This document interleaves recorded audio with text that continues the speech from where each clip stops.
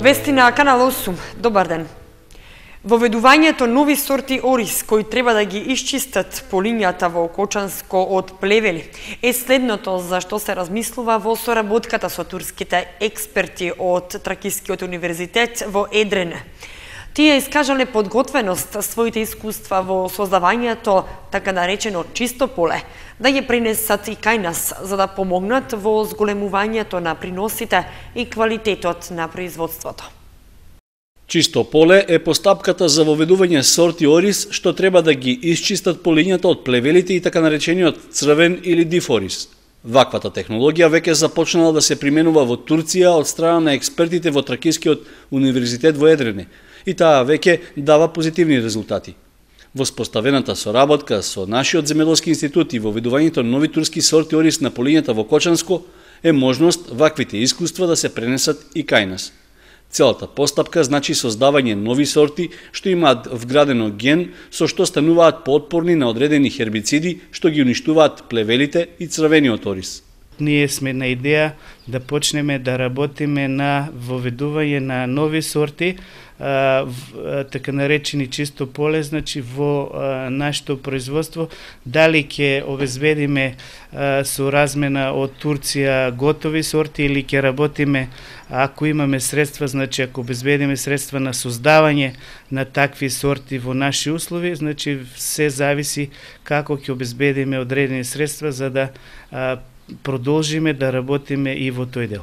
По неодамнешната посета што нашиот тим експерти ја оствари на земјоделскиот конгрес во градот Ескишехир во Турција, било разговарано со господинот Халил Сурек, кој е креатор на новите сорти ориз на така наречено чисто поле, тие да се донесат и во Македонија.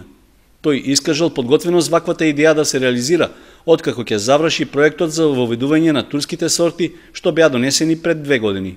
Господинот Сурек е доста расположен и задоволен од соработката со македонскиот тим значи на експерти и тој е на мнение дека може нашата соработка да продолжи и на овој план, значи овие сорти чисто поле, Clearfield, да ги донесеме и да ги воведеме и во нашата држава во оризопроизводството на Република Македонија. За сега, на површините на Земјоделскиот институт во Кочани, каде се уште трае опитот со турските сорти ориз, има обемна работа и анализа, пошто треба да се добијат конечните резултати од успешноста на нивната примена.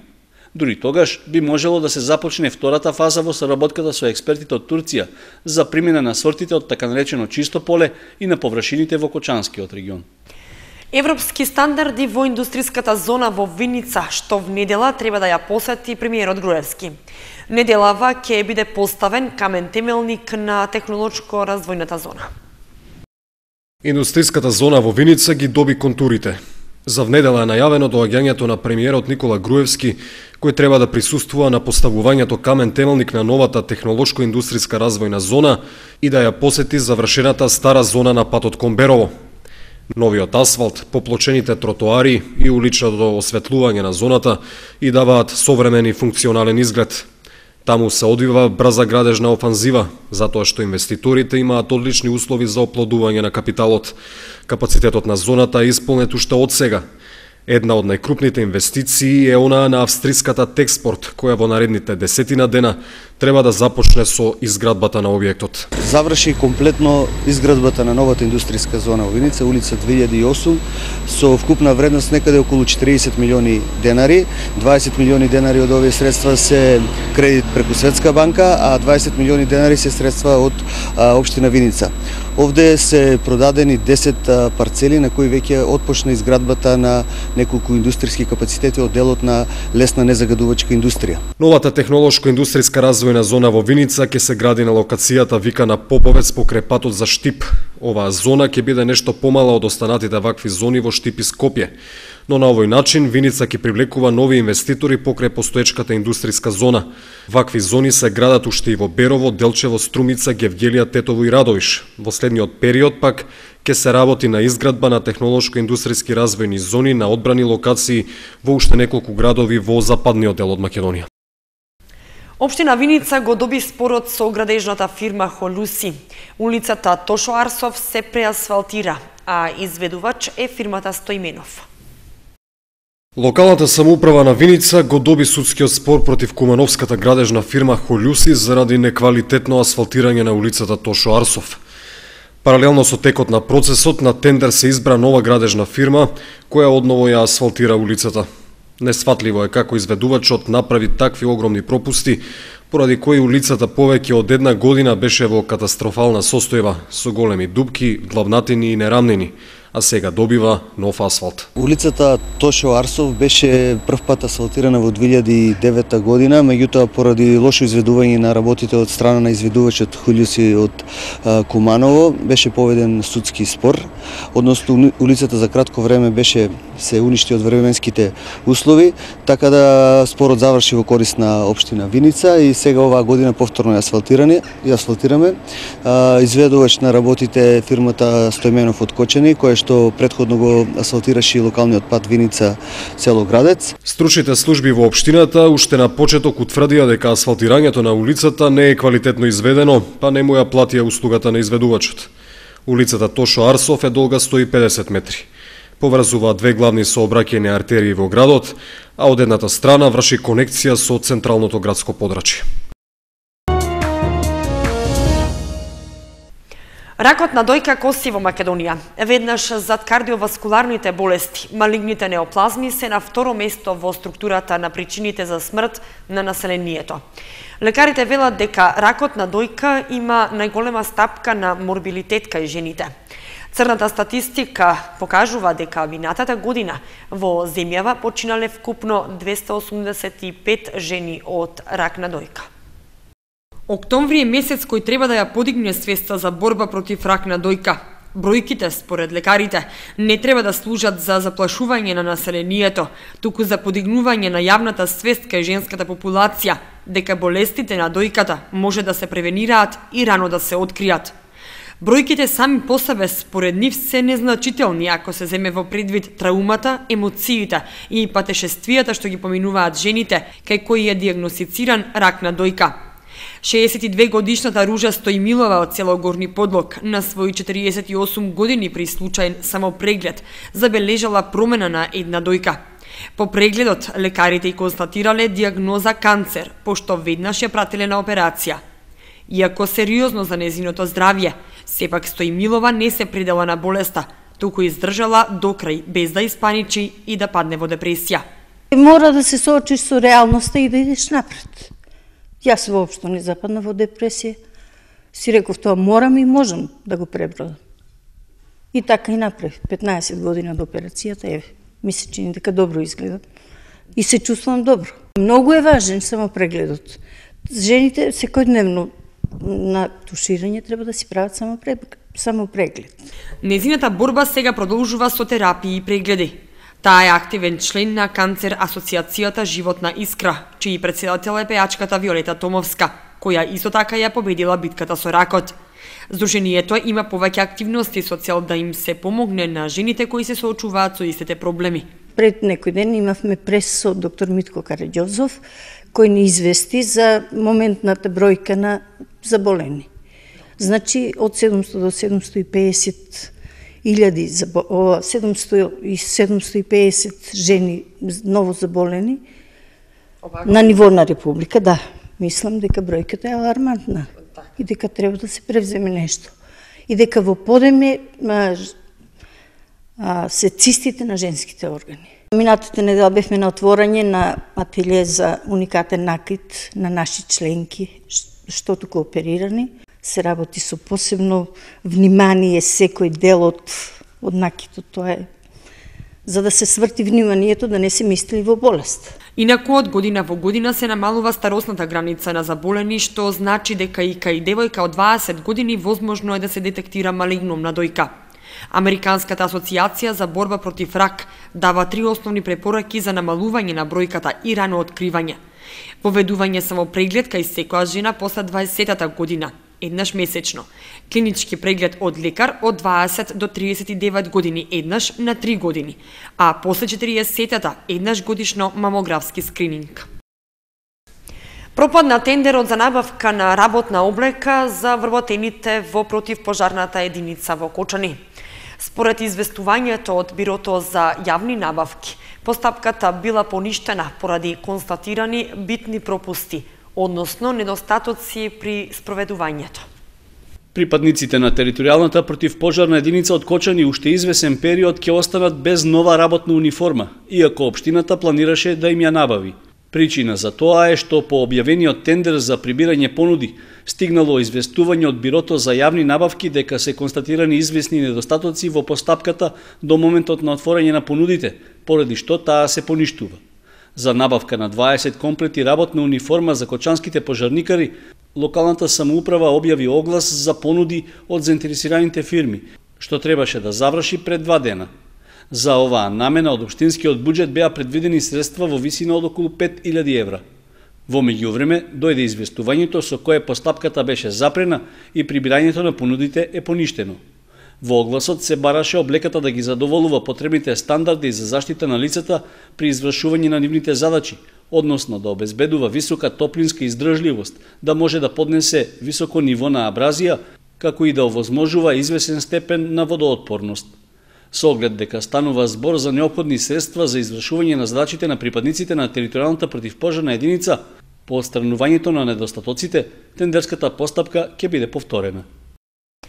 Општина Кочани ги известува заинтересираните граѓани дека од 2 до 13 октомври трае пријавувањето на кандидатите за стручно оспособување, односно обука за добивање сертификат за автотакси возач.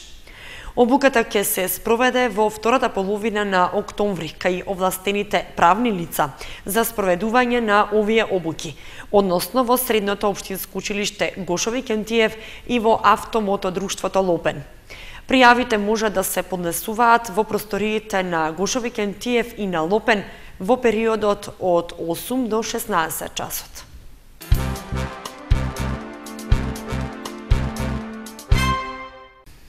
Координативното тело за развој на ромската заедница во Кочани, што беше формирано неодамна, веќе започна со практична работа на терен.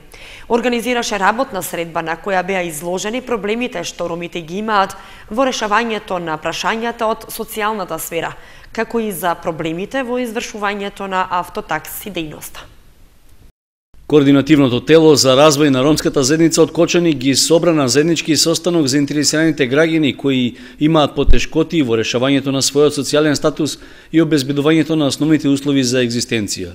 Тоа е едно од основните прашања што бара итно решавање, поради што е ставено меѓу приоритетните задачи откако е формирано телото, беше речено на состанокот. Најголема пречка со која се судираат граѓаните од ромската заедница бил несоодветниот однос кон нив што го имале вработените во Центарот за социјални работи. Според она што можеше да се слушне од луѓето кои присуствуваа на состанокот е дека се случувало и воопшто да не бидат примени и сослушани од службениците за причината поради која дошле во Центарот. Тие сметаат дека главна причина за ова е нивната етничка припадност, поради што велат дека не се почитува нивното уставно право за рамноправност со останатите граѓани. Во рамки на Центарот за социјални работи во Кочани, во односот спрема ромите, постои силна, да не кажам дискриминација како тешок зброј, ама постои силно ограничување, бариера, кога доаѓаат ромите како странки во однос на сите други. Односот е премногу лош. Ова не се мои зборови, ова се зборови на самите граѓани.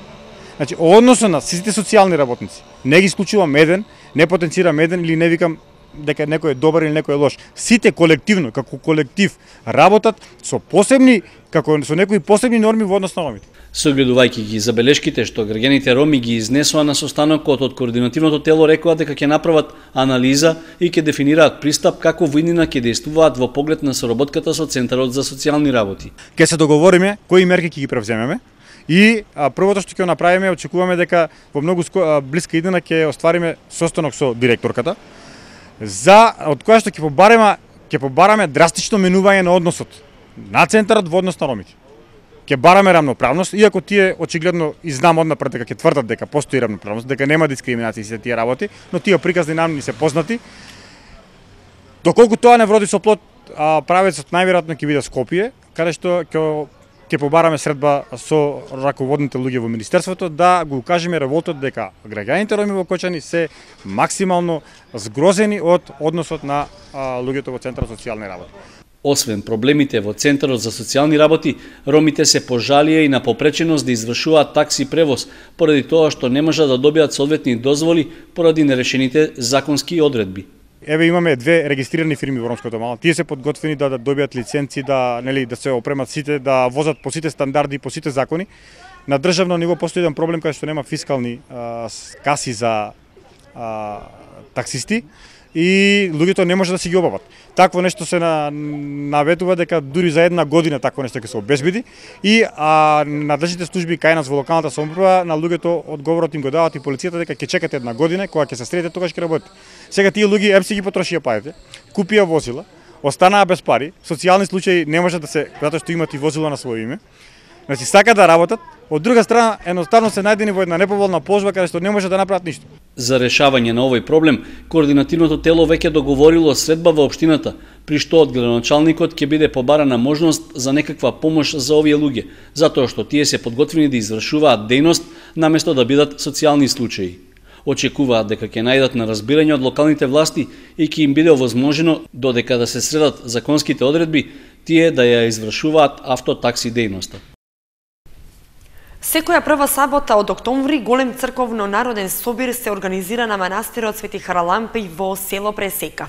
На тој ден е осветен манастирот од страна на архиепископот Стефан. Манастирот посветен на Свети Харалампи во село Пресека е изграден пред цели 40 години, а осветен пред 20 од страна на сегашниот архиепископ господин Стефан, а тогашен митрополит Брегалнички. На манастирот секоја година на денот на неговото осветување, а тоа е првата сабота од месец октомври, се организира голем црковно-народен собир, на кој доаѓаат голем број верници да му се поклонат на светецот. На тој ден, првата сабота беше, се осветуваше црквата и по каноните црковни се слави на освет на црквата и на светијата кога е славата. Тоа е еден од поголемите светци во нашата вера, кој како е дошол, нашол, аман, ние така викаме старите, неле, и пак доваѓа и кажува и на други, и така се шири од збор на збор. Манастирот има конаци, трапезарија и кујна, што значи ги има сите неопходни услови за масовни собири на верниците. Верниците кои помагаат за славата ги повекуваат сите да присуствуваат во сабота на 4 октомври на божествената литургија која ќе се одржи во 8 часот наутро, а потоа и на заедничка трпеза. Инаку празникот посветен на Свети Харалампи се слави на 22 февруари, кога во истоимениот манастир се организира голем црковен народен собир. Последните 4 години е направен и патот дотамо и затоа посетеноста е далеко поголема. Фолклористите на китка и стибања во периодот од 1 до 7 октомври ќе земат учество на големиот меѓународен фестивал на традиционална музика и инструменти Бушевац 2014 во Бушевац, Велика Горица, Загреб, Република Хрватска. Покрај учеството на фестивалот, тие ќе имаат честа да бидат гости и на Сдруженијето на македонците во оваа земја, со седиште во Загреб. Тоа е можност за уште едно доследно презентирање на македонската народна култура во пријателска Хрватска.